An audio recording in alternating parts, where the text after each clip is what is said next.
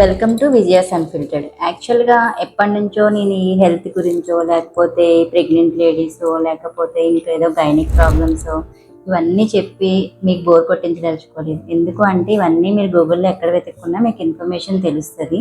But నా own వర్డ్స్లో చెప్పడం వల్ల బాగా కనెక్ట్ అవుతారని చెప్పి మనం డిస్కస్ చేసుకుంటూ ఉంటాం. కానీ విజయాస్ అన్ఫిల్టర్డ్, ప్రతిదీ అన్ఫిల్టర్డ్ అని చెప్తున్నాను.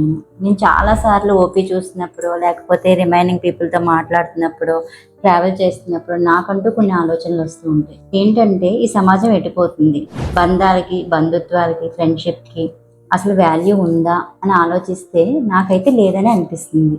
ఎందుకు అంటే ఒకప్పుడు కలిసి ఉంటే కలదు సుఖం అన్నారు. ఇప్పుడు చుట్టాలు ఎక్కువ వస్తే బాబోయ్ చుట్టాలా అంటున్నారు.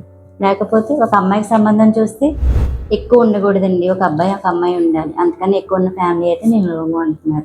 మనం కలిసి ఉంటే కలదని మనమే చెప్తున్నాము, ఎక్కువ మంది ఉండకూడదని మనమే చెప్తున్నాము. సో ఇక్కడ బంధానికి బంధుత్వానికి విలువ ఎక్కడుంది?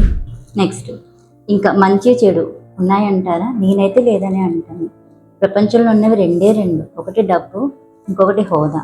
ఇవి రెండూ ఉంటే నువ్వు మంచి అయినా పర్వాలేదు, చెడైనా పర్వాలేదు. కాబట్టి మంచి చెడుకి వాల్యూ లేదు, డబ్బు హోదాకి మాత్రమే వాల్యూ ఉంది. అసలు బంధాలు బంధుత్వాలు ఎంతవరకు ఉన్నాయి? నాకు తెలిసి అయితే అవసరం ఉన్నంత వరకు, అవసరం తీరిపోతే వాళ్ళెవరో మనమెవరో. అవసరాలు ఎంతవరకు ఉన్నాయి? నీకు అవకాశం ఇచ్చేంత వరకు, అదే నీకు ఒక వర్క్ ఎక్స్పీరియన్స్ ఇచ్చేంత వరకు. అవి రెండు అయిపోయినాయి అనుకోండి, అవకాశం అయిపోయింది, వర్క్ ఎక్స్పీరియన్స్ వచ్చింది. వాడెవడరా, నాకేం నేర్పించాడురా, వాడి అవసరం నాకే ఉంది, నేను సొంతంగా ఎదిగాను, నా తెలివితేటలు ఎదిగాను అంటున్నారు. సో ఎవ్వరికీ కూడా పై అధికారుల మీద గౌరవము లేదు, పెద్దవాళ్ళ మీద గౌరవం లేదు. నేనైతే సమాజం ముందుకెళ్తుందని మాత్రం అనుకుంటం లేదు. ఎన్ని సంపాదించినా, నాగరికత ఎంత పెరిగినా, సైన్స్ ఎంత అభివృద్ధి చెందినా, నా చిన్నప్పుడు మా అమ్మ నాన్న నేర్పించిన కలిసి ఉండాలి, అందరికీ హెల్ప్ చేయాలి, మంచి మాట్లాడాలి, చెడు చేయకూడదు, నమ్మకంగా ఉండాలి, మనిషి ఉన్నా లేకపోయినా ఒకలాగే మాట్లాడాలి, ఇలా చాలా నేర్పించారు. మా మదర్ నేర్పించారు, మా ఫాదరు, అమ్మమ్మ, తాతయ్యలు అందరూ నేర్పించారు. కానీ ఎవ్వరూ అలా ఉండటం లేదు.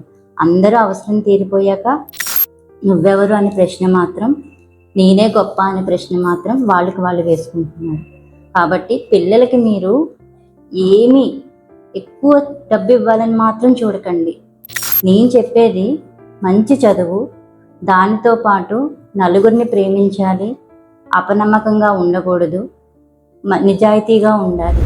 అది మాత్రం చదువుతో, అంటే విలువలతో కూడిన చదువు, బంధాలతో కూడిన జీవితం మీ పిల్లలకి ఇవ్వండి. అప్పుడు మీరు ఇచ్చిన ఆస్తులు నిలబెట్టుకునే శక్తి వాళ్ళకు ఉంటుంది. Thank you.